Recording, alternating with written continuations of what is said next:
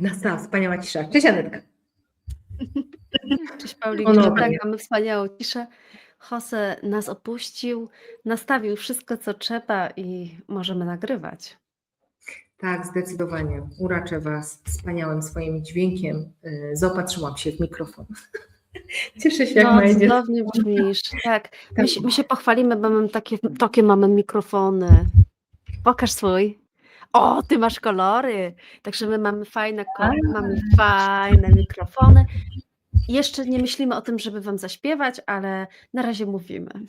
Wszystko przed nami, a to właśnie po to, żebyście nas lepiej słyszały, bez pogłosu, tylko czysta barwa naszych wspaniałych głosów i częstotliwość naszego głosu. Także dzień dobry, witamy. Cześć Anetko, jak się miewasz? Cześć, dzień dobry. Jak się miewam? Wiesz co? Tak jest dzisiaj szaro-buro i ponuro, tak trochę nostalgicznie, ale może i dobrze. Zaraz zobaczymy, jaki temat popłynie, bo wszystko jest właściwe, jak wiemy. Ale widzę, że ty tryskasz energią, więc powiedz, jak poszedł montaż szyby tam, czy szkła w łazience? No, poszedł fenomenalnie. Panowie się tak uwinęli, wysłałam im intencję, żeby robili wszystko co najlepiej, żebyśmy mogły tutaj tą właśnie wspaniałą przestrzeń zagospodarować naszą obecnością. Więc tak, montaż szyby poszedł. No ale wiesz, oczywiście musiałam się 5 razy wyczepać, 5 razy kamertonami uderzyć, dostroić się, uziemić, no bo troszkę energii rozproszyłam podczas wspaniałych biznesowych spotkań. Ale wracając tutaj, no to chciałam być właśnie zestrojona ze sobą, w pełni energii. Tak, mam pełno energii w sobie, czuję jej bardzo dużo. Widać. Cudnie, cieszę się niezmiernie, ale to też chyba, wiesz, taka jestem podekscytowana, bo idę na wspaniały masaż powięziowy połączony z bańkami chińskimi, ogniowymi. Co ciekawe, no od dziecka tych baniek nie miałam, więc taka jestem mega ciekawa. O, ciekawe, że ogniowe i chińskie, bo ja zawsze myślałam, że to jest coś oddzielnego, że te chińskie to zasysasz i tam migrujesz i też to ci powięź rusza, bo jakieś chodziłam do takiej, może to łączysz. Może moja głowa połączyła, bo te chińskie kojarzę, prawda, że one są po prostu zasysają powietrze, a ogniowe to są takie właśnie klasyczne za dziecka. Być może moja głowa połączyła jedno i drugie. Tak, bo idę na ogniowe na pewno, bo to chodziło o to, że tam masz właśnie pod wpływem, nie wiem jak to tam technikalia są, ale właśnie wzbudzasz ogniem, prawda? No tak, bo tam się chyba wypala się to powietrze i wtedy ci zasysa skórę. Tak pamiętam, mama mi stawiała takie bańki i potem było się jak biedronka. Miało się biedronkowe ślady. No tak, takie były wspaniałe, naturalne metody leczenia dzieci. No i wracają, jak widać wracają, bo tutaj jest chętna pani, idzie na bańki ogniowe. Brawo! Tak, połączone jeszcze, brawo ja, i jeszcze połączone z masażem powięziowym. Także ja testuję, eksperymentuję jakby tutaj blisko, żeby się tam nie włóczyć za daleko po świecie, bo to też jest czas, więc szukam wspaniałych istot, które mają cudowny dar w rękach i czystą energię, więc przyciągnęła mnie tutaj jakaś istota, zobaczymy. A chodzi o to, żeby właśnie z powięzi troszkę tych emocji zastałych powyciągać, no bo wiadomo, że no sama po plecach to raczej trudno by mi było. Nie jestem inspektorem gadżetem, moje ręce się nie wyginają na wszystkie strony. Ale jak powiedziałaś, wiesz, Anetka, o twojej mamie i przywołałaś tutaj twoją mamę, wspaniałą zresztą notabene istotę. Nie miałam okazji jej poznać, ale... Pozdrawiamy mamę. Tak, pozdrawiamy. Tam pewnie w innym wcieleniu, ale pozdrawiamy bardzo serdecznie. Tak, pozdrawiamy. Energię możemy, mamy przeczytać, natomiast mama miała ewidentnie dostęp do źródła i do tego, co pierwotne tutaj na tym planie było, do Matki naszej Ziemi i do tego całego dobrodziejstwa. Więc może idąc za tym, bo zastanawiałaś się nad tematem, to może tym pięknym właśnie nagraniem rozpoczniemy serię nagrań o relacjach, bo zastanawiałyśmy się z Anetką.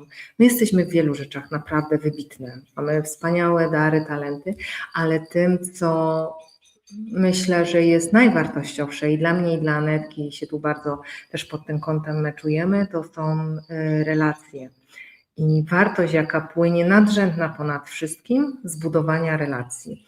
I tu możemy się z Wami dzielić naszym naprawdę 40-ponadletnim doświadczeniem w budowaniu relacji, czy to właśnie z przyjaciółmi, z partnerami, czy z dziećmi. Tak, postawię kropkę i co Ty na to, Aletka? No temat rzeka jest bardzo przyjemny. Ja tutaj może też dopowiem, że my jesteśmy wybitne w wielu kwestiach, dlatego że tak pięknie życie nas do tego przygotowało, bo wszystko, o czym będziemy się dzielić, to są nasze doświadczenia. Czyli właśnie macierzyństwo. No żeby doszło do macierzyństwa, musi być relacja damsko-męska, no bo tak, trudno by było bez. No i oczywiście te przyjaźnie, ale także te relacje nawet z rodzeństwem, to są przyjaźnie też, te relacje z rodzeństwem, one też są ważne, bo mamy też takie ciekawe swoje doświadczenia. Jesteśmy też w jakiś sposób zaprogramowani, czym dla nas jest rodzina i co się wydarza w tym kręgu rodzinnym. To też jest fajny temat, bo wiecie, 90% chorób pochodzi z tego, że z naszych relacji w rodzinie, więc, więc warto wiedzieć, że nie warto mieć oczekiwań wobec rodziny. Wtedy jesteśmy zdrowsi. Nie ma tych żali, gniewów i tak dalej. Chociaż wiesz, Anetka, jak ja mogę się podzielić, to tak odnosząc się do tego ostatniego zdania, wiemy, że to też nie jest takie, wiecie, siądę sobie dzisiaj i powiem, dzisiaj nie mam oczekiwań, tak? Jednak to jest jakiś proces, my się możemy podzielić doświadczeniem po to, żeby szybciej ten proces można było przejść. Natomiast ja powiem, że mi zajęło to sporo czasu i to jest bardzo wielowymiarowe z poziomu takiego czysto ludzkiego. To jeżeli chodzi o te oczekiwania, to tak, ja byłam w takim miejscu, w którym no, w zasadzie wszyscy byli kiepscy i beznadziejni wokół mnie i nie spełniali w ogóle moich oczekiwań. A tak naprawdę to nie chodziło o nich, tylko chodziło o mnie samą.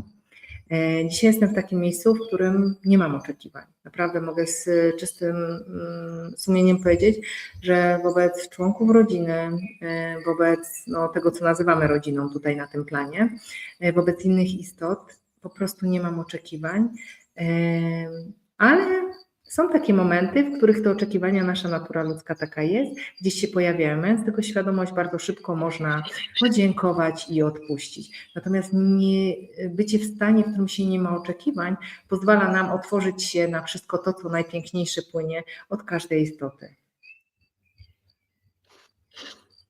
Tak, i to jest faktycznie trening. To nie to, że to jest tylko proces, to jest trening, bo to trzeba zauważyć i gumkować od razu. Macie taką wielką gumkę, już zaopatrzcie się w taką, zwizualizujcie sobie wielką gumę, taką, kiedyś była taka piosenka. Moja siostra się rozkręca. Przepraszam, muszę to powiedzieć, moja siostra się rozkręca.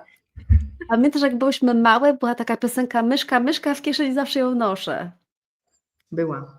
Zaśpiewasz? Tak, to na człowieka kłopot spada, to można myszką ją wymazać. Więc słuchajcie, każdy z nas ma taką myszkę. Musicie sobie to wyobrazić, bo o tym były piosenki, więc to na pewno istnieje. I gumkujemy. Trenujemy i gumkujemy. No ale dobra, a powiedz mi, to co? Te relacje, co wybieramy? Bo ja tak widzisz, zaczęłam o tym może o rodzeństwie, a może, nie wiem, może wejdziemy w dzieci? Jak myślisz? Tak, ja myślę, że relacja z dziećmi, ale też chciałam dodać, bo Ty powiedziałaś o gumce, a mi się od razu po tej gumce, jak już wymarzycie i będzie biała kartka, zawsze można tą rzeczywistość zmienić. I była taka bajka, w której był taki ludzik, który miał dokładnie jakąś ideę i przenosił tą ideę, czyli stwarzał rzeczywistość, taki obraz. Więc my możemy wziąć ołówek w następnym kroku. O, super, jesteś przygotowana, siostra. Ja wiem, nie, słuchajcie, wiecie, ja przepraszam, zrobię taką przerwę tutaj, bo to jest finalistka jakiejś ogromnej olimpiady, tak, dostała Nobla szkolnego, także to jest 8 kozioroże, zawsze przygotowana, zawsze przed, tak, także ja to muszę podzielić. To był Nobel, tak? Nobla dostałaś, Nagrodę Nobla. Tak, szkolnego Nobla, tak, takie były nagrody. Takie były nagrody dla bardzo Ja takiej nie wybitnych. dostałam, przepraszam. Wiesz, ja nic nie chcę mówić, no ale w tym mieście, w którym ty się wychowałaś, to nie wpadli na to, ale w tym mieście, w którym ja się wychowałam, to nie wiedzieli, jak tam dzieci docenić.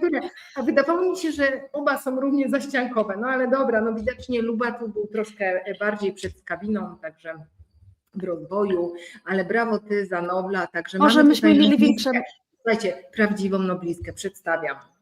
Anetka. Paulinko, może my tam na tym wschodzie mieliśmy większe marzenia, bo byliśmy tak daleko od wszystkiego. Ja tak myślę, że tak, to może być w tym dużo prawdy. Nie, To- słuchajcie, ja jestem przygotowana, bo ja sobie musiałam do jednego projektu coś rozrysować, takiego lida. I dlatego ja robię to ręcznie. No i dlatego jestem przygotowana. Bo No. pomimo, że Anetka bardzo dobrze, tak jak i ja, zna wiele narzędzi AI-owych, to jednak uważamy, że to, co my włożymy energię i co my wykreujemy własnymi głowami, ciałem, szczytywaniem energii i pracą, to jest dużo więcej warte. Wracamy do relacji. Płyniemy. Dobra, muszę sobie oddech złapać, bo się uśmiałam. Widzisz, tak mnie odpalasz tym Lubaczowem wspaniałym. Pozdrawiamy wszystkich z Lubaczowa. Sorry, nie chciałam ci nic odpalać, bardziej wiesz... Nie, cudownie, wspaniałe miejsce, cudowni ludzie, tak wiesz, takie wybrane, także zupełnie perspektywa, wiesz, ty nawet nie wiesz, jaka to jest perspektywa mieszkać pod ścianą wschodnią i widzieć wszystko tylko na zachód, na południe albo na północ. Nie było w ogóle perspektywy nie wschodniej. znam, ale znam inną perspektywę. A ja ją bardzo dobrze znam. Miałam cały czas uczucie, że mieszkam na końcu świata i że wszystko się wydarza gdzie indziej, tylko nie w Lubaczowie. No, ale teraz się to zmieniło, wszystko się wydarza wszędzie, no, ale wtedy tak myślałam jako dziecko, bo były tematy tabu. No, to wtedy, ale to w ogóle teraz wejdziemy w historię. Dobra, wyjdźmy stąd, wejdźmy sobie do tych relacji wspaniałych. Otrzep się troszkę, jak bleki. O! Tak, moje koty, oczepiemy się, już jesteśmy tutaj, przywołujemy całą naszą wspaniałą energię, do tu i teraz, tak jest, jesteśmy. A coś chciałaś powiedzieć o Blekim jeszcze? Przecież to też jest relacja. On siedzi, on się patrzy na mnie, on sobie tu siedzi na zasłonce i ogląda, jak świat się wydarza, także Blekuś tu jest wierny, o tak, patrzy sobie, tak siedzi jak żaba trochę, no ale dobra, niech mu będzie. Witaj Bleki, jesteś z nami w tej wspaniałej przestrzeni. No to relacje z dziećmi. Ja się za dużo ruszam i popatrz, jestem rozmazana, ale może wrócę. Możemy zawsze poprosić hosta. Ja myślałam, że trochę przybrudziłam sobie okulary. Dlatego ja się za dużo ruszam. Ej, nie ruszaj się tak. I to zwyczajowo Mayday. Zwyczajowo to jestem taka nadpobudliwa, a ja z kolei ale teraz ogniskowa wróci. Zasłaniam lewym barkiem cały czas, nie widać deski, prawda? Bo co się ruszę, to deskę widać. Więc Nie, Jose ci tam zrobił imię i w ogóle nie widać, bo jest Paulina na tym. A nie, Paulina jest gdzieś indziej, ja mam deskę tam. Nie, dokładnie, ale ja to tak widzę, że zasłonięte jest. Nie ma. Deska do prasowania jest zasłonięta. Mi wypadł jeden słuchawek. Słuchajcie, to jest tylko taka informacja, że Paulinka prasuje ubrania. Co? Ale to, że mam deskę, nie oznacza, że pracuję ubrania, ale słuchajcie, dobrze, to jest jeszcze, wiesz, połowa. Ale chciałaś się popisać, że tym deski widać. Znaczy niektórzy, ja się wyprasowałam tą przestrzeń. Słońce. Generalnie umiem prasować, tak, żeby nie było. Dawniej uczyli wszystkiego, tak, to a propos relacji matka-dziecko. Dzisiaj troszkę są inne wartości, więc myślę, że większość dzieci nie wie, czym jest żelazko, albo nie potrafi, a może potrafią nie. No właśnie, chyba dzisiaj dzieci nie używają żelazka. No patrząc na moją córkę i jej całe towarzystwo, no to no nie. Dla naszego pokolenia, czyli pokolenia moich rodziców, to byłoby niedopuszczalne, żeby wyjść w takim stanie z Wymiętym. domu, tak, Co ludzie wymiętym, powiedzą? Oj, oj, oj, oj, oj, nie ale do będzie kościoła jeszcze szacunku, taka wymięta, oj, oj, oj.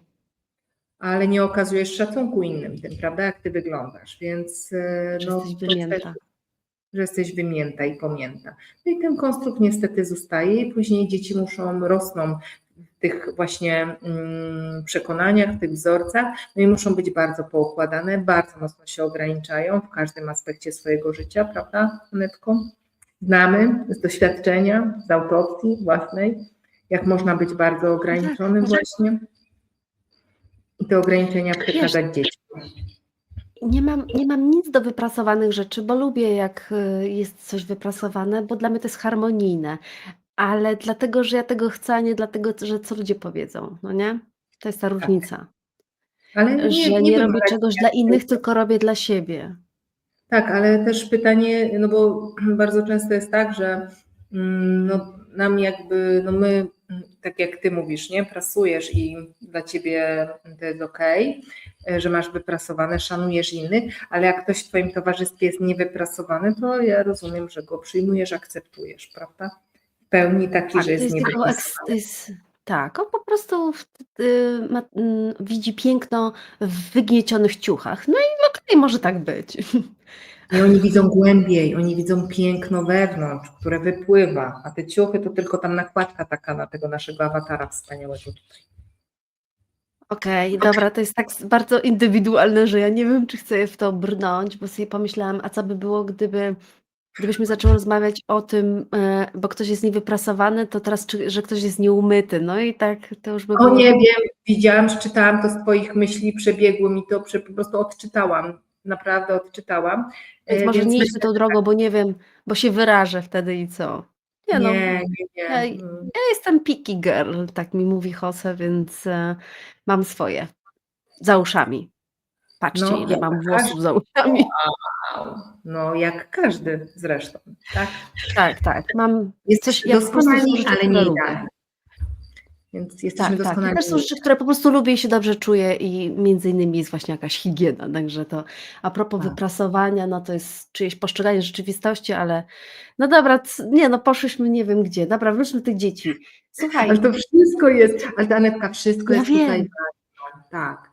ja wiem, ale tak sobie teraz, wiesz co, myślę, że to jest dobry temat z tymi dziećmi, bo gdzie się, wiesz, nie obrócę, no to ludzie mają ciężko z tymi dzieciakami dzisiaj, nie rozumieją. Wiesz, to, że mamy rzadko rozumieją swoje dzieci, to dlatego, że no, nikt nas nie uczył być rodzicem i zazwyczaj powielamy to, co rodzice robili z nami. Jak to zauważamy, to zmieniamy, zależy czy to było dobre, czy było jakie. Więc generalnie ten wzorzec często idzie. Ale to, co się dzieje, no i ogólnie to jak świat popędził i jak dzieci są w zupełnie innym punkcie, w którym myśmy nigdy nie były jako dzieci, powoduje jakiś dysonans i nam jest ciężko teraz zrozumieć dzieci, co one przeżywają, co się dzieje w ich świecie. My też jako rodzice pędzimy, bo świat przyspieszył. Ty to bardzo fajnie opisujesz w swoim e-booku Wonder Vitality, jak nam po prostu ciężko nadążyć za tym wszystkim, co nam zafundowano, no szczególnie ciało, jak nam ciężko nadążyć.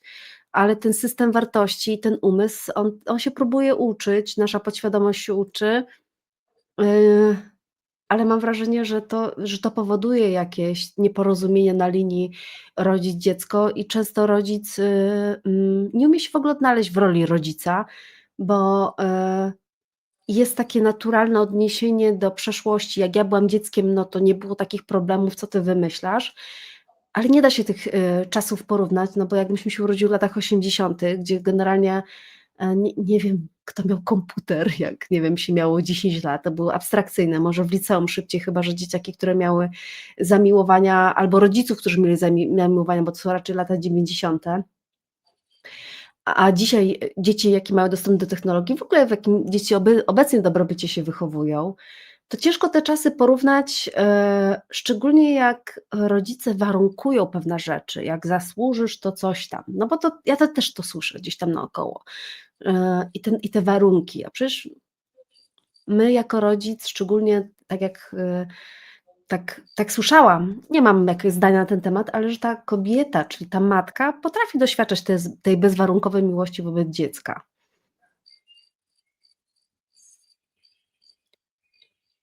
Świerszcz nam gra. Tak, grają nam świerszcze. Tak, Anetko, zgodzę się z Tobą. Dzisiaj jest po prostu świat, w mojej ocenie, tak jak ja na to patrzę, to jest bardzo wymagający i bardzo trudny czas, taki czas też przejścia, gdzie te wartości, te autorytety, które kiedyś były wartościami, autorytetami, dzisiaj niestety się zdezaktualizowały. Jednocześnie nie ma nowych wartości, bo znaczy inaczej, te wartości są, tylko może one nie są jakby zdefiniowane i nie są wpuszczone w systemy rodzinne. My mamy taką właśnie trudność w odnalezieniu się w tym pędzącym czasie. Jednocześnie system edukacji, który też nie nadąża za tym, co się wydarza, jak ta zmiana postępuje. No i postawieni właśnie w takiej jakby tej sytuacji, w której to zewnętrzne jest po prostu nie do zrozumienia na ten moment, bo to, co my dzisiaj zrozumiemy, to jutro już przestaje być aktualne, bo tak czas pędzi, jest po prostu bardzo trudne. I dla mnie na przykład to, co Ty powiedziałaś, tak zgadzam się, że te relacje rodzic-dziecko są bardzo wymagające, myślę jeszcze bardziej niż były kiedyś, bo z jednej strony my niesiemy ciężar ten pokoleniowy, no bo wiemy nawet z badań tak po ludzku, o których mówi epigenetyka, że my dziedziczymy do 7. pokolenia wstecz, czyli dzisiaj już wiadomo, że w naszych ciałach są zapisane traumy, emocje, wzorce zachowań naszych przodków do 7. pokolenia. To proszę sobie, tak można sobie wyobrazić, ile tam za nami osób stoi. I to wszystko nie do końca jest uświadomione i to ma jakby tutaj, prawda, wpływ, czyli my ciągniemy ten bagaż, jednocześnie próbujemy dostosować się do obecnych realiów. No i różnie to wychodzi. Ja mogę ze swojej strony powiedzieć, że ja miałam taką intencję i też na początku była bardzo wymagająca moja relacja z córką, ponieważ ja chciałam z niej zrobić i sportowca, i geniusza, ponieważ przelałam wszystkie możliwe swoje marzenia istoty wielowymiarowej, piątki pędzącej jak rozpędzona autostrada, właśnie na to małe ciałko, budując w niej szereg wzorców zachowań, przekonań do któregoś roku życia. Ale w momencie, w którym sobie uzmysłowiłam, co robię i w jaki sposób postępuję i dlaczego postępuję, zapragnęłam zmiany.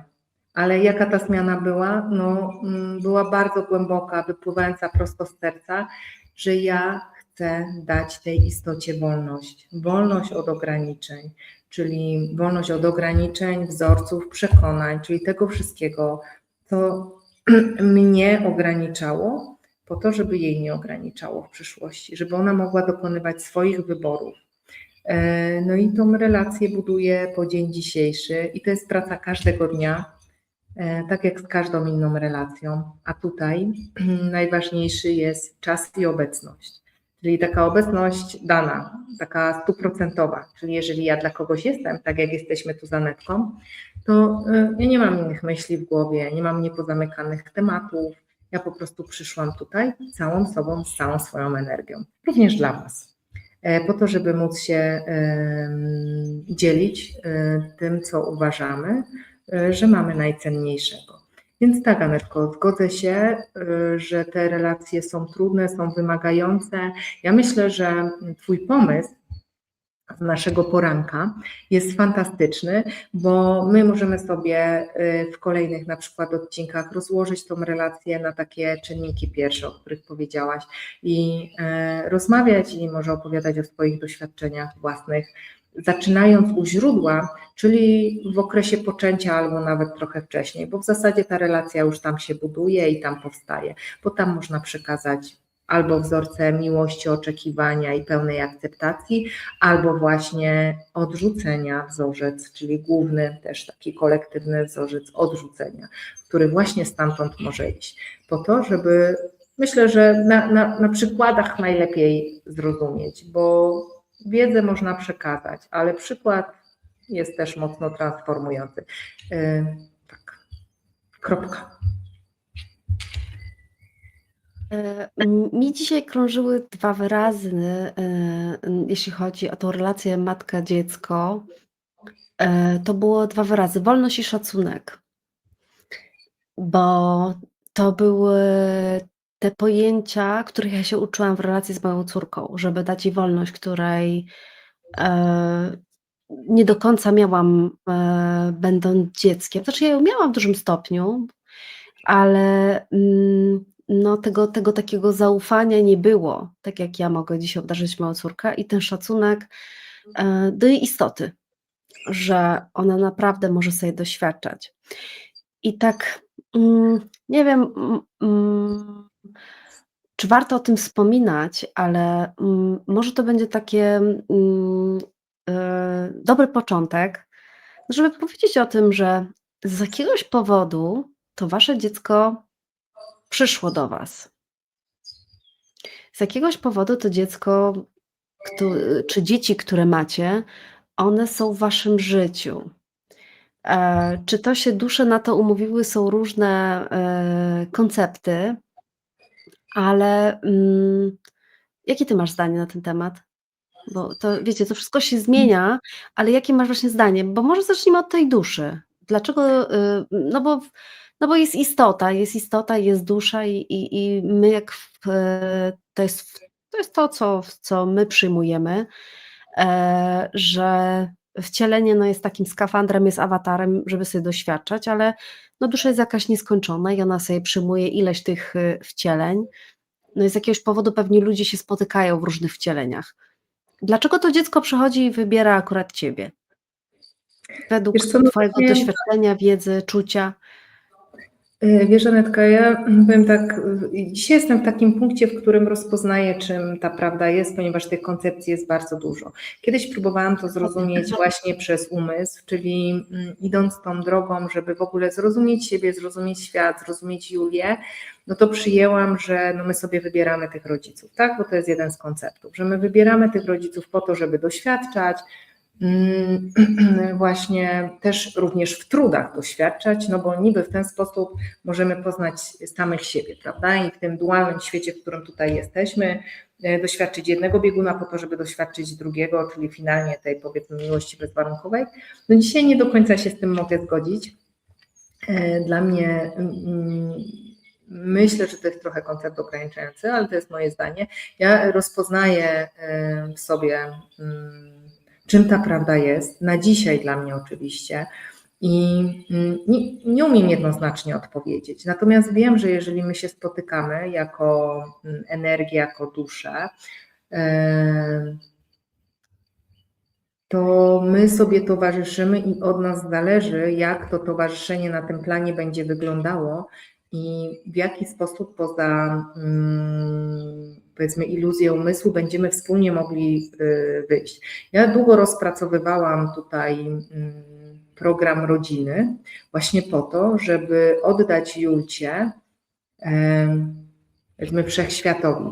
Czyli to, co ty pięknie powiedziałaś o szacunku i wolności. Ja mówiłam o wolności pod kątem ograniczeń wcześniej. Ty dodałaś aspekt wolności w tym i szacunku, w pozwoleniu dziecku doświadczania.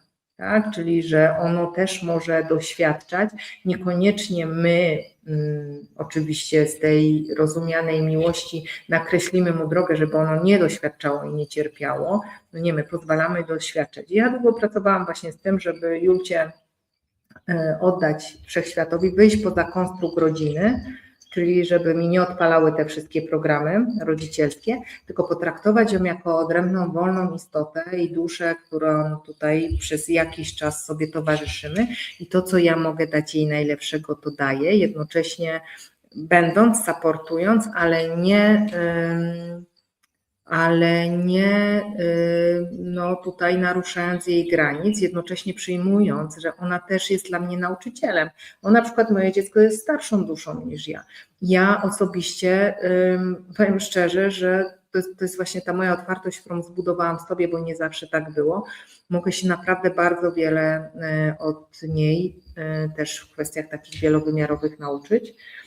Natomiast czy ona sobie wybrała, to nie chcę dzisiaj odpowiadać, Anetka, na to pytanie, bo ja jestem w takim, powiem szczerze, znakiem zapytania, czyli ja lubię podchodzić dzisiaj oczywiście, bo nie zawsze tak było, do tematu, że wszystko jest prawdą i nic nie jest prawdą.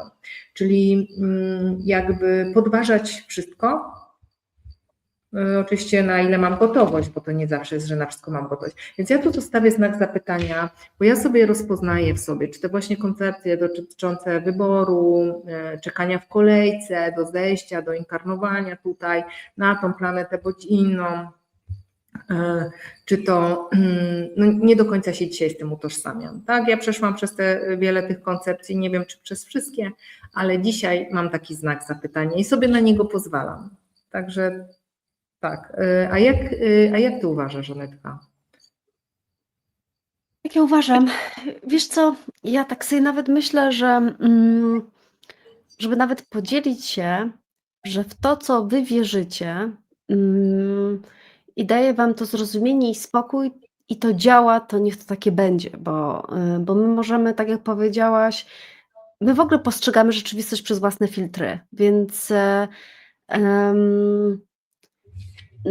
oczywiście pozyskujemy tą wiedzę skądś i to, co dzisiaj ja mając, nie wiem, te swoje parę lat, przyjmuję za, no nie za jako coś pewnego, bo to nie jest moje doświadczenie. Ja nie mam takich wglądów, żeby rozumieć, jak właśnie te dusze tam sobie to wybierają. To są informacje gdzieś tam pozyskane osób, które mają te wglądy.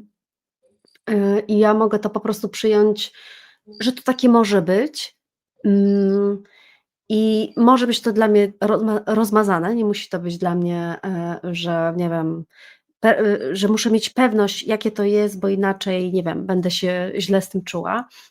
Ale tak sobie myślę, że chyba najważniejsze w tym jest to, żeby nie poczuwać się do posiadania dziecka. Może bardziej o to chodzi. Dziecko nie jest naszą własnością. My sobie schodzimy na tą ziemię jako te oddzielne dusze, wchodzimy sobie w te relacje właśnie, że możemy być jako w rodzinie, właśnie jako rodzeństwo, jako rodzic, dziecko, jako przyjaciele, jako współpracownicy. I jak jest ta relacja rodzic-dziecko, żeby poczuć to, że to jest oddzielna istota, która też musi się czegoś nauczyć, która ma sobie podoświadczać, a my przyjęliśmy na jakiś moment jakąś rolę. No bo ja jestem w roli mamy dla mojej córki, ty jesteś w roli mamy, no bo to jest jakaś rola. My mamy mnóstwo ról. To jest jakaś rola, ale patrzę, ja się nauczyłam tego, że się patrzę na moją córkę, że ja wierzę w coś, ale jak ty będziesz widziała ten świat, nie wiem, idź spróbuj. To jest tak, jak ja bardzo różnię się postrzeganiem rzeczywistości z jej tatą i nie próbuję ją manewrować, myśl tak jak ja, tylko mówię, nie wiem, to jest moja filozofia życia, tata ma taką filozofię życia, idź i próbuj. A może masz swoją filozofię życia? Sprawdzaj.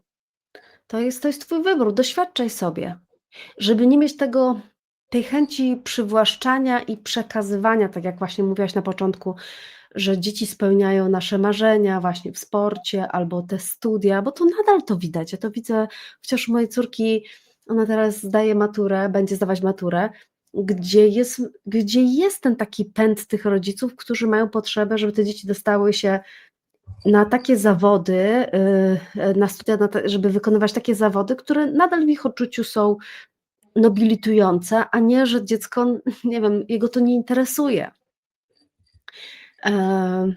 I może to, czyli ten temat tej wolności, bądź sobą. A ja jako rodzic jestem przy tobie i jako mama będę ci tutaj supportować, ty to ładnie nazwałaś, żeby supportować i się po prostu rozwijaj, doświadczaj, a ja tu jestem z tymi ramionami, żebyś miała gdzie wylądować, żebyś mogła się o coś zapytać, a jak czegoś nie wiem, to znajdziemy kogoś, kto będzie to wiedział, albo otwórz się na to, że ta informacja przyjdzie, żeby uczyć tej lekkości, tej miękkości. To jest, ja się tak w tym odnajduję. Tak, Anetka. Nie, świetnie, no dobra, na jednym wdechu, wow, ależ masz przeponę rozbudowaną, no brawo ty. Wiesz, ja też, to jest jakby to, że to dziecko ma poczucie, po pierwsze, że jest w pełni akceptowane, że tak jakie ono jest właściwe i to, że ono zawsze może na nas polegać, czyli wie i ma po prostu w całym systemie nerwowym to poczucie i w całym ciele, w całej przestrzeni, że nieważne co się będzie działo, ono jak do nas przyjdzie, to nie zostanie wyśmiane, wykrzyczane, skrytykowane, osądzone, odrzucone. Wręcz przeciwnie, czyli zostanie wysłuchane, będzie wiedziało, że będzie próba zrozumienia, bo to nie jest tak, że wszystko da się zrozumieć, tak jak Anetka wcześniej powiedziała, no różni nas no, te dekady i ten świat jest zupełnie inny, my się uczymy tych dzieci, ale nie jesteśmy zawsze w stanie zrozumieć, ale jak nie zrozumiemy, to i tak jest szacunek i akceptacja, szukanie rozwiązań, ale bycie i wspieranie, tak, żeby to dziecko miało poczucie, że ono właśnie wróciło do tego gniazda, jak Anetko powiedziałaś, i że ono tutaj jest chciane, tak, i myślę, że to jest po prostu największa wartość, bo to dziecko bardzo buduje. No super, że to powiedziałaś, bo mnie to gdzieś właśnie umknęła ta akceptacja. Rodzic akceptujący to jest największy skarb dla dziecka. Że w oczach mamy czy taty jest, ono widzi siebie, że nic mi nie brakuje, że taka jaka jestem, taki jaki jestem właściwy. Bo to środowisko na zewnątrz, no wiecie, co robi z naszymi dziećmi, że dzieci uważają, że są właśnie za grubi, za chudzi, za brzydcy, za mało inteligentni. Tam jest to porównywanie jest dużo bardziej zintensyfikowane niż w naszych czasach, bo mieliśmy tylko środowisko naszych kolegów z klasy i z podwórka, a teraz te nasze dzieciaki konfrontują się z milionami. No i zupełnie inna skala. No nie? Ja mogłam sobie się porównać do Basi z 3C, że miała fajne buty, albo Aldonka miała piękne czarne włosy, ja takich nie miałam, a moja córka ogląda pierdziliard właśnie tych wszystkich innych kobiet, no bo to już jest kobieta, które w jakiś sposób pokazują na tych social mediach, jak są piękne, jak one są wiecznie piękne, no bo takie to jest. Zresztą już dużo filmów powstało o tym, co jest prawdą, a co jest fałszem, ale nie będziemy się tym zajmować. Wróćmy do tej akceptacji. To jest największy prezent. Akceptować dziecko takim, jakim jest i je wspierać. Oczywiście to może być trudne dla rodzica, bo ja to mówię z autopsji, wiele elementów mojej córki mnie odpalało z tego okresu, kiedy ja byłam dzieckiem.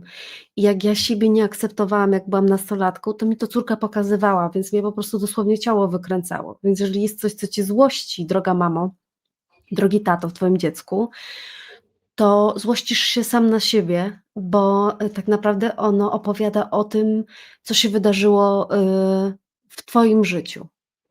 To dziecko tylko o tym przypomina.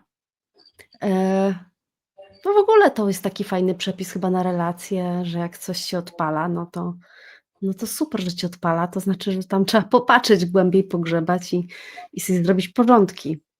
Do czasu, że już nic nas nie będzie odpalało. Wspaniałe życie.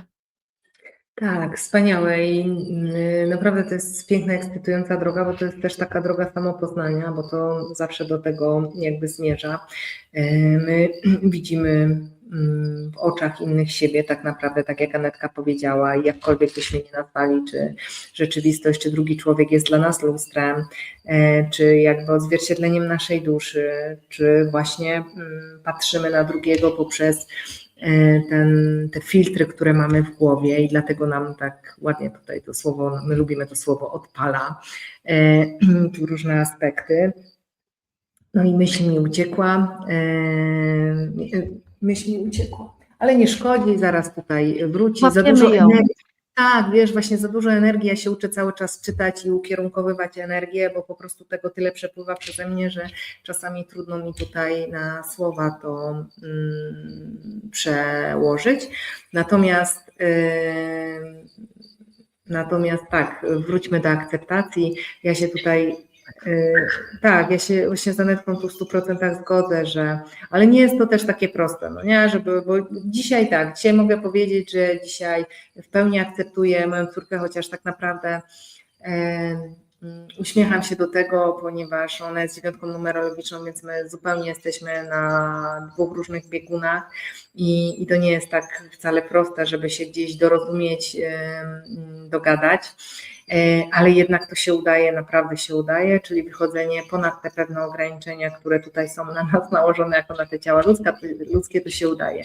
No, a to jest właśnie ta droga taka też do takiego samopoznania, no bo poznając, właśnie to chciałam powiedzieć, że poznając drugą osobę, my w tej relacji tak naprawdę poznajemy samych siebie, takich jakimi jesteśmy w istocie, nie przez pryzmat tych warunkowań i przekonań, wzorców zachowań i tego, co nam napakowano do głowy przez dzieciństwo, czas nastoletni, czyli to, co całe otoczenie w nas jakby wpuściło, to no niekoniecznie tym jesteśmy, bo niekoniecznie to jest zgodne i w zgodzie z naszą prawdą i to jest też taki piękny proces poznawania samych siebie. Oczywiście nie tylko w relacjach z dziećmi, bo to w każdej relacji my siebie uczymy, siebie nawzajem, tak, i siebie odkrywamy.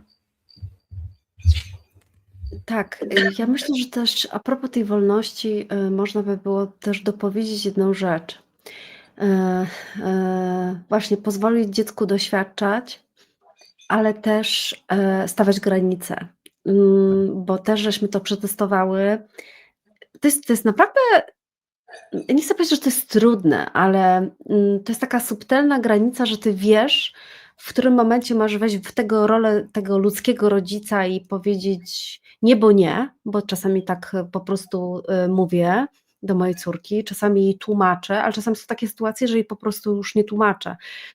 Albo jej tłumaczę w taki sposób, że na coś się nie zgadzam, pyta mnie dlaczego, przecież zgodnie z twoją filozofią będzie to i takie. Ja mówię tak, ale ja dzisiaj czuję, że jest to dla mnie trudne i dlatego stawiam ci taką granicę. Nie wiem, chodzi, wiecie, ona ma 17 lat, więc nie wiem, wracanie wieczorem, spotykanie się ze znajomymi. Ja mam swoje ograniczenia z przeszłości, jak byłam nastolatką, mam swoje przekonania i ja przy niej sobie je przepracowuję, żeby no nie myśleć tymi kategoriami, które były nałożone, gdy ja byłam nastolatką, co moja mama mi komunikowała, to co kolektywnie w komunikacie. I ja przy okazji przy niej mogę sobie to rozpuszczać, ale ja mówię, ale pozwól mi, ja się tego uczę. Jeżeli ja ci dzisiaj pozwalam, nie wiem, wrócić do 12, to dlatego, że na to zgodę. Ja nie mogę ci pozwolić wrócić o godzinie 2, bo wchodzę w martwienie, a to nikomu nie służy, bo ja wtedy przyciągam niepotrzebne rzeczy. Więc jak mówię do 12, dlatego, że jest moja gotowość do 12 i wróć o 12, jak kopciuszek. I nie ma dyskusji w ogóle, bo ja tak mówię, bo jestem mamą. I wtedy jestem stanowcza. Także te granice są potrzebne. Co więcej, paradoksalnie dzieciaki, które coraz bardziej chcą te granice poszerzać i eksplorować, te dzieci najbardziej potrzebują stawiania granic, bo one wtedy się czują okej, nie muszę być dorosły. Naprawdę tak działa. Stawiasz mi, mamo, tato, granice, to znaczy, że tu się kończy jakaś moja odpowiedzialność za siebie. Nie muszę przewidywać wszystkiego, mogę być dzieckiem. Tak, to też jest ważny aspekt, który poruszyłaś, czyli ja mogę być dzieckiem, bo dzisiaj myślę, że no, chcemy zbyt dużą odpowiedzialność na te dzieci przerzucić i to jest ten aspekt właśnie stawiania granic. Świetnie, że go podniosłaś, bo ja też właśnie z autopsji wiem, że był czas, kiedy ja tych granic nie stawiałam, dlatego, że pozwalałam mojej córce właśnie no rób wszystko, bo ja nie mogłam nic, to ty rób wszystko teraz, możesz robić wszystko. No i niestety konsekwencje były bardzo trudne. I wychodzenie z tego i nauka stawiania granic, ale to też oczywiście, jak Tonetka powiedziała i ja wcześniej, no, dziecko jest naszym nauczycielem, więc to była piękna lekcja transformująca o stawianiu granic, w ogóle stawianiu granic. i uczeniu się mówienia nie, bo bardzo często jest tak, że nawet moja córka ma już jakiś zasób, bo chyba urodzeniowo miała po prostu do niego dostęp. U mnie był zablokowany i mając 40 lat po prostu się go uczę, najzwyczajniej w świecie i do tego też sobie daję prawo, że ja mogę od niej, bo ona pięknie stawiała zawsze granice, więc ja od niej się uczyłam stawiać granice, będąc 2,5 raza starszą i jeszcze do tego mamą, więc uczyłam się 2 lata. I ja wiem, że to był bardzo trudny proces, bo na początku jest bardzo dużo złości, bardzo dużo emocji, no bo przecież wcześniej było tak, a dzisiaj ty mi to wszystko zabierasz. Pomimo tłumaczeń, no jednak ten mózg oporuje, prawda? Czyli tutaj ten system wewnętrzny stawia opór. Nie wolno się poddawać mojej ocenie, ja się nie poddałam, przetrwałam, no i dzisiaj uważam, że tak jak Anetka tutaj pięknie powiedziała, to była jedna z lepszych transformacji również moich, ale też zwalniająca właśnie Julię, że ona teraz jeszcze może po prostu być dzieckiem, tak, czyli że jeszcze to nie wszystko leży, czyli cała odpowiedzialność nie spoczywa na niej. Tak, też miałam coś, a mi uciekło. No, jakiś taki dzisiaj jest dzień umykający. Ale Anetka, ja myślę, że my tu i tak dużo wątków dzisiaj poruszyłyśmy. Mamy 45 minut, 45 sekund. Taki piękny czas, że my możemy sobie, że my możemy powoli właśnie może zbliżać się ku końcowi. Tak, ja myślę, że to jest wspaniały temat i możemy iść w następnym, tak jak poczujemy, ale może faktycznie na takiej linii czasu tutaj tego ziemskiego, można iść od tego okresu nawet przed poczęciem, możemy się podzielić właśnie naszą wiedzą, doświadczeniem, tak jak tam popłynie, żeby to jakoś tak można bardziej było chronologicznie sobie tak poukładać, żeby było wiadomo kiedy, jak budują się te wzorce, jak budują się te przekonania. Trochę też oczywiście jest napisane w e-booku, czyli taka ściągawka też tam jest w kolejnej, 3. części, która będzie niebawem dostępna. Tak. I co? Tak, to może właśnie zaprośmy teraz wszystkich na następną część, gdzie trochę powiemy o tej epigenetyce, ale również o podświadomości, jak ważny jest okres prenatalny i przedprenatalny, no bo mamy sporo doświadczenia i wiedzy w tym temacie, bo przede wszystkim zajmując się rozkodowywaniem, to jest bardzo istotna rzecz, okres prenatalny dla naszych dzieci, gdzie może być naprawdę skarbnicą o tym, gdy chcemy naszemu dziecku w jakimś aspekcie pomóc, to najpierw patrzy się do prenatalu, co takiego się wydarzyło, ale to Wam wytłumaczymy następnym razem, no bo temat się pojawił, bardzo fajnie. No to co, to wszystkiego dobrego, pięknego popołudnia, a my wracamy do naszych spraw. Tak, również wspaniałego popołudnia. My wracamy właśnie patrzyłam, czy jest słońce, ale nie ma słońca, więc my wracamy do naszych wspaniałych spraw. Pozdrawiamy Was ciepło. No i wierzę, że niebawem się spotkamy. Tak, no niebawem przecież. Ach, siostra, zapomniałam Ci powiedzieć, wspaniałą fryzurę. No nie, taka curly, Tak, ale w ogóle dzisiaj taki mamy inne. Dziękuję. Taki inny imagę mamy.